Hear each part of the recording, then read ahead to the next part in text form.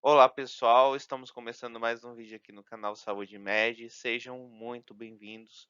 O meu nome é Denifer Ferreira e hoje vamos começar a falar sobre os distúrbios do sistema reprodutivo feminino e tratando sobre o tema anovulação crônica, né? Nos dois últimos vídeos nós falamos sobre a fisiologia do sistema reprodutivo feminino, né? Onde a gente viu como funciona a fisiologia normal e agora a gente vai começar a falar sobre as fisiopatologias, né? Sobre os problemas de saúde que afetam esse sistema. Então, nesse vídeo, vamos entender o que é a anovulação crônica, vamos falar de algumas causas da doença, inclusive dos distúrbios alimentares, como anorexia e bulimia, que em algumas das situações pode gerar anovulação. E por último, vamos comentar sobre alguns dos tratamentos que são utilizados tanto para as mulheres que desejam engravidar, quanto para as mulheres que não desejam engravidar. Mas antes de começarmos, eu quero convidar vocês a se inscreverem no canal. Ative o sininho para você não perder nenhum conteúdo, né? Toda semana nós temos vídeo novo para deixar vocês sempre bem atualizados, então não perca tempo. Então vamos entender o que é a anovulação crônica, né? A anovulação crônica ela pode ser definida como um estado estacionário, onde os ritmos mensais associados à ovulação elas não são funcionais, tá? Embora seja um problema onde a menorreia seja comum, também menstruações irregulares e oligomenorreia podem ocorrer, tá? Essa anovulação crônica faz com que os ovócitos que são viáveis eles permaneçam no ovário e aí a ovulação ela pode ser induzida com tratamento apropriado, que a gente vai falar melhor sobre isso depois, tá? Algo muito importante que nós precisamos saber é que a anovulação crônica é a causa patológica mais comum de oligomenorreia ou amenorreia em mulheres em idade reprodutiva. Então, termos um manejo adequado é necessário, né, com a determinação da causa da anovulação. Então vamos falar dessas causas, né, desse problema. Primeiro de tudo, nós temos as anovulações crônicas de origem central, onde dentro dela nós temos a anovulação crônica hipotalâmica funcional, tá? Essa anovulação crônica hipotalâmica funcional, ela é definida como anovulação que ocorre devido a uma disfunção dos sinais hipotalâmicos para a glândula hipofisiária, né, causando falha nessa ovulação. E qual pode ser a origem desse problema, tá? Numerosos estudos eles documentaram um aumento da incidência de amenorreia em alguns casos, como por exemplo, em mulheres que se exercitam vigorosamente, em mulheres que fazem dietas excessivamente, né? Ou também naquelas que são expostas a estresse emocional ou físico de qualquer tipo, tá? E em qual situação nós vamos suspeitar desse problema? A gente suspeita de anovulação crônica hipotalâmica funcional quando há interrupção abrupta da menstruação em mulheres com menos de 30 anos de idade e que não apresentam anormalidades anatômicas clinicamente evidentes do eixo hipotálamo hipófise ovariano ou qualquer outra anormalidade endócrina, tá? Embora a anovulação crônica hipotalâmica funcional seja uma causa comum de oligomenorreia, e a menorreia, relativamente pouco sabe sobre a sua origem, tá? Mas a gente tem alguns perfis de mulheres com amenorreia secundária já definidos. Então, na maioria das vezes ocorre em mulheres não casadas, né, que se envolvem em ocupações intelectuais, em mulheres que tiveram eventos estressantes na vida, né, em mulheres que usam substâncias sedativas e hipnóticas, também mulheres abaixo do peso, né, em mulheres com um histórico de irregularidades menstruais. Também essas mulheres geralmente têm uma leve diminuição dos níveis séricos de gonadotrofinas e esteroides gonadal, tá? Mas apesar desses baixos níveis de estrogênio circulantes, as mulheres afetadas raramente apresentam sintomas relacionados à deficiência de estrogênio. Uma das causas da anovulação crônica são os distúrbios alimentares, tá? Esses distúrbios alimentares, eles são comuns em adolescentes e mulheres jovens e podem representar as formas mais graves de anovulação crônica hipotalâmica funcional, tá? Esses transtornos alimentares, geralmente, eles são divididos em três categorias diagnósticas principais. Primeiro, anorexia nervosa. Segundo, a bulimia nervosa. Terceiro, os transtornos de compulsão alimentar periódica. E a gente tem uma quarta categoria até, são os outros transtornos alimentares atípicos, tá?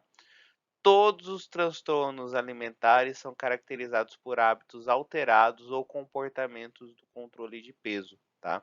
E essa má nutrição, ela pode afetar e muito a saúde física. E aí, a gente consegue diferenciar, né, os principais que a gente tem aqui é a anorexia e a bulimia, tá? Então, os sinais presentes como a amenorreia, né, junto com a perda de peso, uma atitude distorcida e até bizarra em relação à alimentação, tanto em relação à comida quanto em relação ao peso, além de fraqueza extrema por falta de alimentação, né, uma imagem corporal desordenada, tornam o diagnóstico de anorexia nervosa extremamente característico e óbvio, né, fácil de quase todos os casos. E aí o ponto onde a gente consegue distinguir entre um paciente com anorexia e um paciente com bulimia. Né? Na bulimia nervosa, o que se destaca são as compulsões repetidas, né, ocorrendo ali pelo menos uma vez por semana, e aí esses pacientes, eles perdem o autocontrole com quantidades exageradas de alimentos ingeridos, tá? Na maioria das vezes essa compulsão alimentar, ela é seguida por vômitos autoinduzidos para compensar essa quantidade excessiva de alimentos ingeridos, ou até mesmo o uso excessivo, o abuso ali de laxantes, tá? Uma característica da bulimia é que dificilmente nós vamos encontrar pacientes que têm um peso corporal significativamente alterados do ideal, tá? Um outro ponto que a gente distingue a bulimia da anorexia, tá? Uma outra característica, pessoal, é que muitas mulheres com bulimia sentem vergonha ou até mesmo angústia por agir dessa forma, tá? E por isso, muitas das vezes, elas estão mais dispostas a aceitar o tratamento do que as pacientes com anorexia, tá? Também os sintomas de depressão e transtornos de ansiedade são bem comuns nesse caso, tá? Ponto importante na anorexia nervosa é que ela surge mais comumente na metade da adolescência. E aí, restrições alimentares feitas por conta própria, rapidamente ela fica fora de controle, tá? Em alguns casos, esses distúrbios é de curta duração e autolimitado, e existe outros casos que os distúrbios eles tornam bem intensos e também duradouros, tá? E aí já a bulimia nervosa geralmente começa mais tarde na adolescência, tá? Em muitos casos a bulimia começa de forma semelhante à anorexia, mas a paciente apresenta episódios de compulsão alimentar que acaba interrompendo essa restrição alimentar e, consequentemente, o peso corporal aumenta para níveis bem próximos do normal. Na média, mulheres com bulimia geralmente procuram tratamento mais ou menos 5 anos após o início da doença, tá? E algo muito importante também é que pacientes com anorexia geralmente têm níveis baixos de gonadotrofina periférica e de esteroides gonadais. E à medida que os pacientes com anorexia passam por um tratamento adequado, eles ganham peso, melhoram psicologicamente e os níveis hormonais eles são normalizados. A gente tem esses distúrbios alimentares, né? Mas a gente tem os casos de perda de peso, que a gente chama de perda de peso simples, né? Nos dias atuais, né, as atitudes sociais elas acabam encorajando a dieta e também a busca pela magreza, né? É um grande problema, né? Principalmente em mulheres jovens, né? É o famoso padrão de beleza que a gente ouve falar tanto.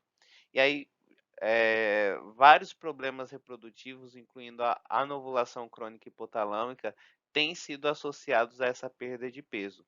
E por que a gente chama de perda de peso simples? Muito simples, gente, porque essas mulheres afetadas, diferentemente das pacientes com anorexia, com bulimia, elas não preenchem os critérios psiquiátricos que a gente encontra nesses casos.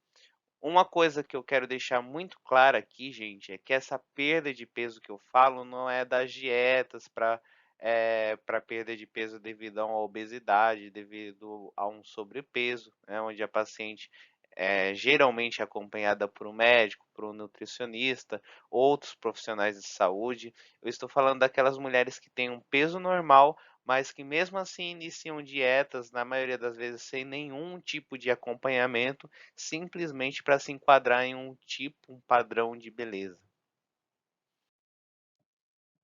Falando agora, pessoal, sobre a amenorreia associado aos exercícios, né? A gente tem essa categoria também. Então, o treinamento de resistência regular em mulheres, eles estão associados, né? Pelo menos três distúrbios distintos da função reprodutiva, que é a menarca atrasada, a disfunção lútea e também a amenorreia que a gente está falando aqui, né? Então, as atividades associadas a uma frequência aumentada de disfunção reprodutiva incluem aquelas que favorecem um físico mais magro, né, e com menor peso corporal, como a gente pode citar a corrida de média e longa distância, né, o balé, a ginástica, né, enfim. Uma curiosidade, gente, é que nadadoras, ciclistas, elas têm taxas mais baixas de amenorreia apesar de toda a intensidade do treinamento ela ser bem grande. O mecanismo, o mecanismo de ação dessa amenorreia ainda ele não está claro, mas alterações dietéticas, também os efeitos hormonais do exercício agudo e crônico, né? As alterações no metabolismo hormonal, o estresse psicológico e físico do próprio exercício, tudo isso pode contribuir e podem variar em importâncias em diferentes indivíduos. E com as alterações hormonais que ocorrem nessa situação, aparecem os problemas, né, onde pode estar presente a osteopenia significativa, né, geralmente afetando ali o osso trabecular, a perda de densidade óssea, né, o risco de fraturas devido ao estresse, né, principalmente nas extremidades inferiores que suportam peso, enfim, tudo isso pode ser um grande problema. Nós também temos as causas, né, de amenorreia causado eh, por fatores psicogênicos, né? Então, a amenorreia ela pode ocorrer em mulheres com histórico de trauma psicológico e socioambiental. Inclusive, a incidência de amenorreia é bastante alta entre as mulheres deprimidas. E essas pacientes também apresentam aumento dos níveis basais de cortisol e diminuição dos níveis de dehidroepiandrosterona, né? E quais são as maiores ocorrências de traumas relatadas nessas mulheres com amenorreia psicogênica? Então, históricos de perdas gestacionais anteriores, incluindo aborto espontâneo, também eventos estressantes da vida no período de 6 meses que antecederam a amenorreia, né? Também apoio social insuficiente ou separação de membros importantes da família durante a infância e adolescência, né? Muitas mulheres com amenorreia psicogênica relatam eventos estressantes associados a problemas sexuais, né, estresses socioambientais durante a adolescência. Elas também tendem a ter atitudes negativas em relação à parte do corpo sexualmente relacionada, né, problemas sexuais relacionados ao parceiro, distorções da imagem corporal, né, e confusão sobre funções corporais básicas, principalmente sobre a sexualidade e também a reprodução, elas podem estar presentes. Falando então um pouquinho sobre o tratamento, gente. O tratamento de pacientes com anovulação hipotalâmica crônica funcional, ele é bem controverso até hoje, bem difícil até, né. Boa parte dos protocolos hoje recomenda sempre uma abordagem multidisciplinar, incluindo suporte médico, né, suporte dietético, suporte na saúde mental, é muito importante. A própria terapia psicológica, assim como o apoio ou a mudança no estilo de vida é muito importante, pois essas ações elas podem causar a ovulação cíclica e o retorno normal da menstruação. Porém, a gente sabe que a ovulação nem sempre recomeça de forma espontânea, mesmo após as alterações ali do estilo de vida. E aí, nas mulheres afetadas, nas quais as menstruações ela não recomeça, eu preciso verificar duas coisas: o desejo de engravidar ou não engravidar. Caso ela não deseje engravidar, a maioria das recomendações agora defende o uso de esteroides sexuais exógenos, né, exatamente com o principal foco de prevenir a osteoporose. Então a gente trata essa paciente com alguma opção, né, ali a base de estradiol. Então utilizo de repente um estradiol via oral de 1 a 2 miligramas, um estradiol transdérmico de 50 a 100 microgramas, né, ali de forma contínua e adicionando, né, uma progesterona. Eu posso utilizar uma progesterona micronizada oral de 200 miligramas ali durante 12 a 14 dias de cada mês, tá? As mulheres sexualmente ativas, elas podem ser tratadas com agentes contraceptivos orais. Essas mulheres, geralmente, elas são sensíveis aos efeitos colaterais indesejados da terapia de esteroides sexuais.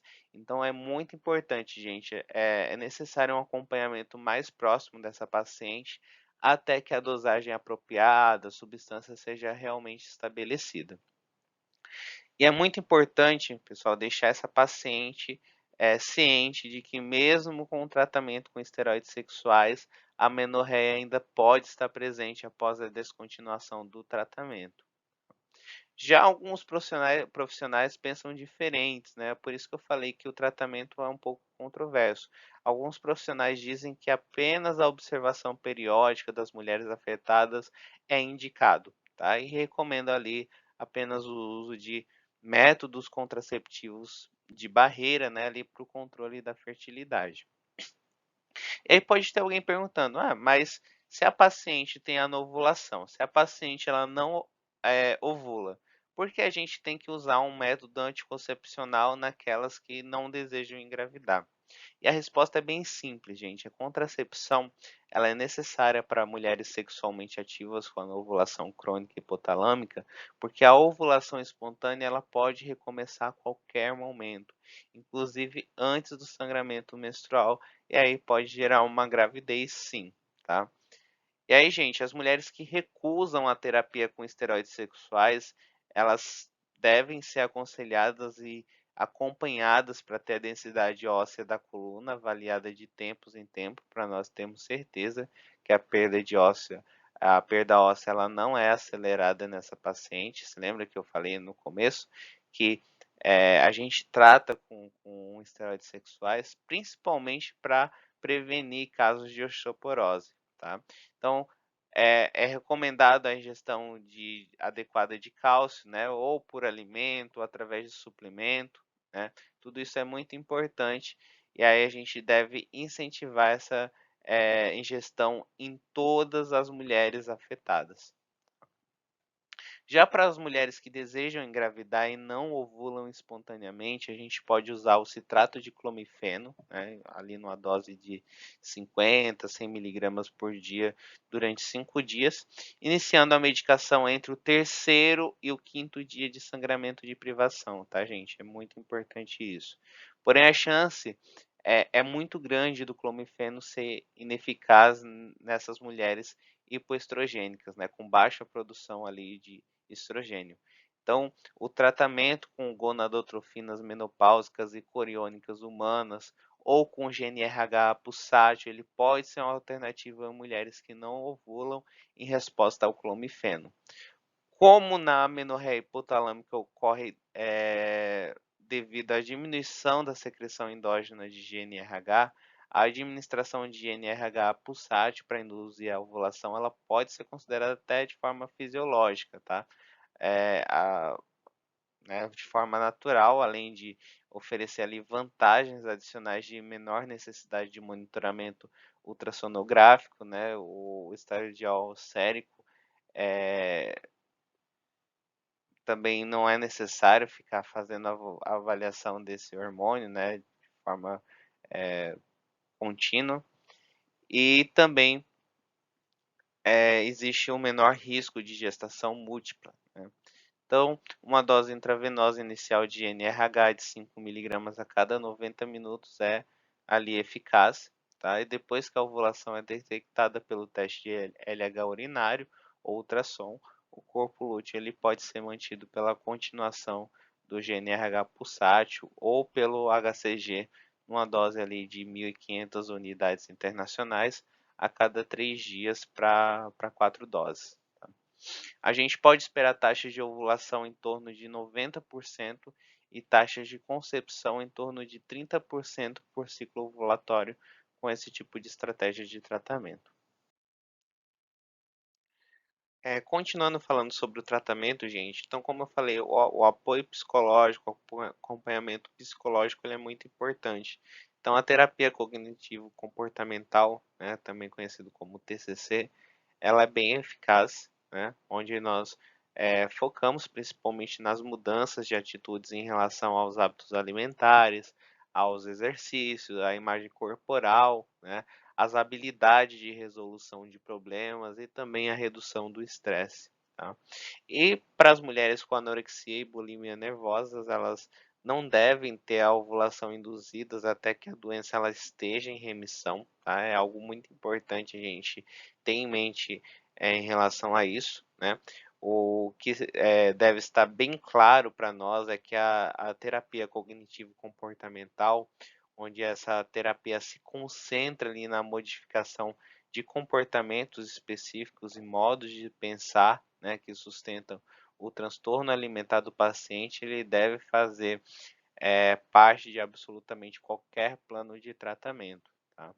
E aí a adição de medicamentos antidepressivos, né, principalmente os inibidores seletivos da recaptação de serotonina, como é o caso do estalopram, da fluoxetina, da sertralina, enfim, pode ser um benefício adicional no tratamento de mulheres com a bulimia nervosa, tá? Mas o tratamento psicológico é extremamente importante.